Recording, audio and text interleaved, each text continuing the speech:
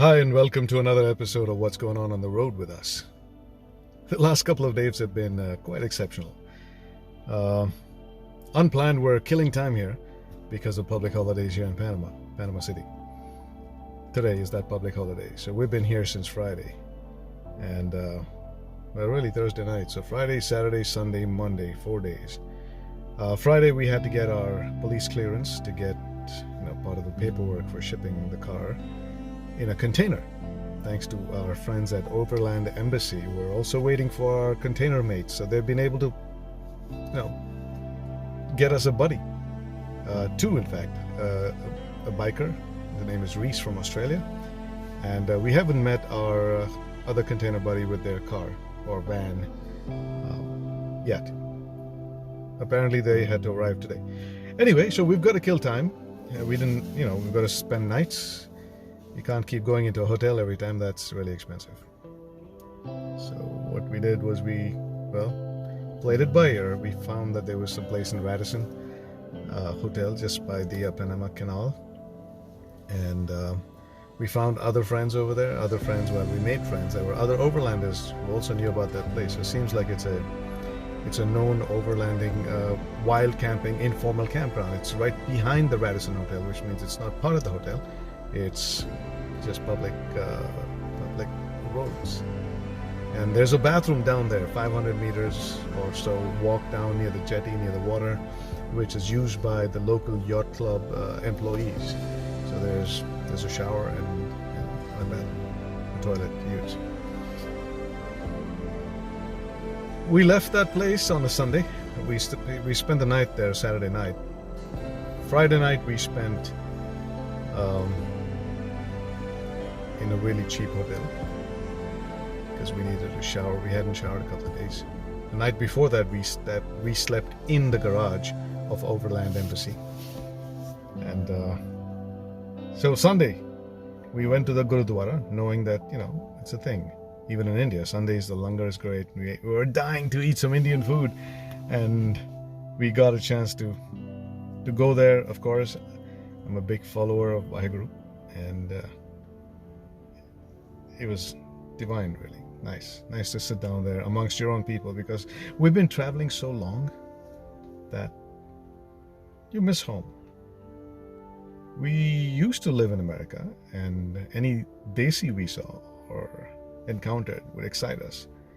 Then of course we moved back to India, and now we live amongst them, so it's not exciting. But now when we're out of the home again, it makes a difference. They're so embedded in their communities that they can get a lot of things done. The jugaad mentality hasn't gone. So if you're in trouble, reach out to a local desi, and they almost know how to get you out of it. Anyway, we went to the Gurudwara, did our thing in the langar. Oof, that food was tasty. As we left the Gurudwara, one of the people sitting next to me, we got talking, and he told us there was a Hindu temple on a hill. That's in the background right there. That's the temple. Yeah, it's raining out. And we were excited, and we came here to pay our respects. It's an empty parking lot like it is now. One car showed up, and we talked to them and say, listen, can we spend the night here? Is that okay? Do you know somebody we can talk to? And everybody is somebody here. So they said, yeah, no problem. You've come from India. You're one of us. Happy to help. If this is going to make you comfortable, please stay here. Wow. And then they said, we have a volleyball tournament going downstairs. When I say downstairs, it's actually climbing the stairs down, and there's another landing and clearing on this hill, and they have 3 volleyball courts over there, so it's really a big game for them here. And so 20 teams from around this country participated, and they said we're having a little dinner and drinks and all that. Come join us. We're having a party. So it was all a boys' evening, and Deepali was the only girl there. And as I was talking to people, kept asking things I need to do here, like getting a wheel alignment, and we needed a mechanic. We of course used a mechanic before this. On Saturday we got a lot of work done in this car, and she drives like a dream. Yeah, I'm excited to drive in South America now, because all the problems, at least the ones I knew of, gone. So I needed a wheel alignment, I needed a haircut. The last haircut I had, I really got a haircut on that one because they charged me like $20 in Mexico. I was taken to some place in Monterrey, and I'm still reeling from that. So I went 2 months without a haircut just to make up for that loss. Anyway, so it was haircut time. I asked them, listen, it's a long weekend. Are there any barbers open? So this morning when we woke up after we camped the night here at the temple, there was one gentleman, Mahesh Bhai. So Mahesh was just putzing around in the car. He was quite intrigued by what we were doing, and he got talking to us, and we obviously told him what we did. And he began to show his spiritual side. Conversations, one led to the other. He said, listen, I live in central Panama. It's called the Central because it's where Panama actually began, the old city of Panama, really old, rundown. And a lot of our Indian settlers, there are apparently 3 settlers from India that came to Panama first on a ship to work on the Panama Canal as a labor. And they didn't end up working there, but they ended up staying here and finding a way out, and they created a business, what they call ferry over here. Basically money rotation and selling small things, making bigger and bigger to locals. We'll explain that as we go along in this video, because we got to meet some of them and they explain how this thing works. And everybody I meet here, all the Gujarati community, everyone I ask, what do you do here? They say, hey, we're in finance. So I finally asked somebody, what is this finance? What do you finance? How do you work? How does this work? And then they explained it. It was fascinating. Okay, we think we go to fancy business schools and all of that, and these guys, just with the sheer business acumen that they have, made something of their lives, and each one of them has done so well just starting out doing ferry. What is that? Stay tuned. So he then took us to his home, and right outside his home was this barber shop, and right outside the barber shop was breakfast. I'm like, I don't see a restaurant here. And there was just guys with big bags, dipping into the big bags and getting food out. Like, wow, this is like street food. That's why you brought me here? So there were theplas and dhoklas and khandwa and all the Gujarati delicacies that you would once, well, we're at a stage that we'll get anything they see we like. Of course, we like Gujarati food so much. So I had some theplas, he got it out, and we were just standing on the street. And right there was this barber shop I told you about. And I'm like, I wanted a haircut. My God, someone up there is listening. In there was Mahindra Bhai. Mahindra Bhai was also, all of them from Surat, by the way. And all the Gujaratis in that part of the country, in that part of the city, had this last name called Ahir, A-H-I-R. They're all Ahirs. One brought the other and they brought the other, blah, blah, blah. And it's Ahir Nagar. I told them, get your mayor to change the name of this place and call it Ahir Nagar, because they're working that economy like how? Every restaurant, every hotel over there, there's all kinds of stores they own. All of them, last name Ahir. So Mahesh Bhai, who's also an Ahir, took us in under his wing, got me my haircut. They refused to take money from me. They refused to take money from me for the theplas and the breakfast that we got.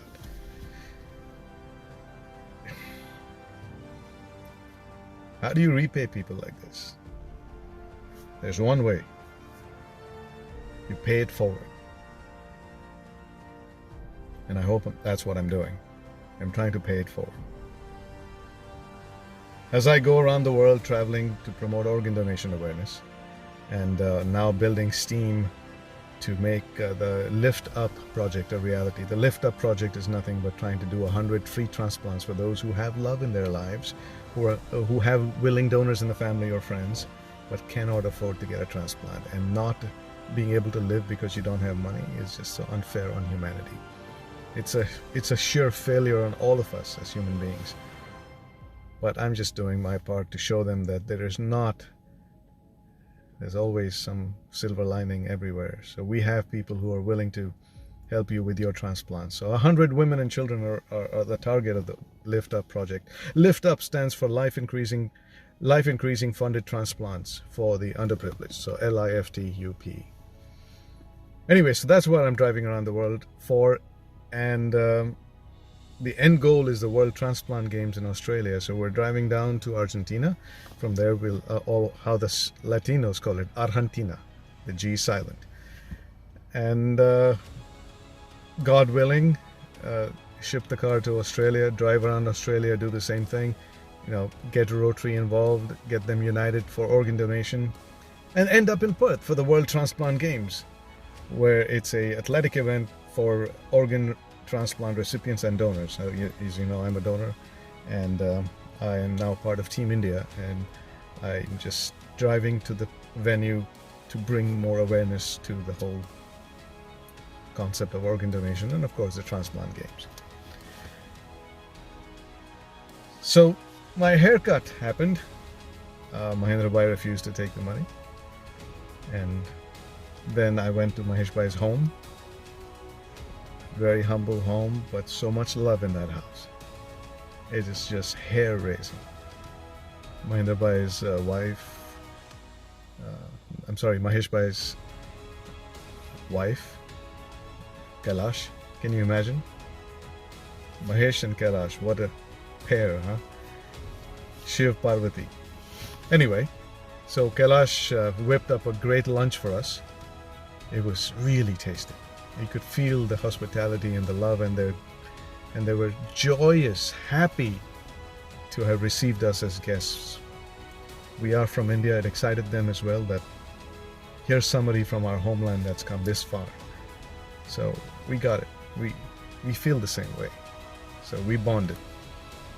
And what a story that man had, and how he began his journey from in Panama doing ferry, and how they go about doing this. So in the next episode of this series of Panama City, you will see all of this that I'm talking about. And I hope you give this video enough love and share and follow our journey. It's just not about organ donation. It is. That's the objective. But we still have to drive through places. We still have to meet people. We still have to eat. We still have to spend the night somewhere. And all of these activities come and collide with the locals. They collide, they blossom into a flowering pot in firework terms. You know how it is? Fire collides with gunpowder and creates such beauty. And that's the kind of beauty we've been the recipients of. That's what makes traveling like we do. I mean, seeing beautiful places is good. After a while, it starts blurring out. Oh, this is beautiful. Oh, that's beautiful. One skyline looks like the other. At the end of the day, they're all buildings. You know, mountains, volcanoes. Pretty planet we live on. But we also live on a planet with a lot of love and humanity that we encounter. The goodness of people that come into our lives. We can't help but change ourselves in this journey. We follow the same path on this planet, but each one of us has a different journey. And discovering that journey of everybody, that's what makes life worthwhile. I know my life's not about making a movie out of it. I've come to a point in my life where I want to share less on social media about me, but I want to show you what I learned, the people I met. And that's what my videos are about. They're not sensational. They're just an innocent, honest look at the world as how we see it. So begin your own journeys. Stick to the path. And make life significant. Thanks for watching. stay tuned for episode number 2. A lot of what I talked about now will show you in the next episode.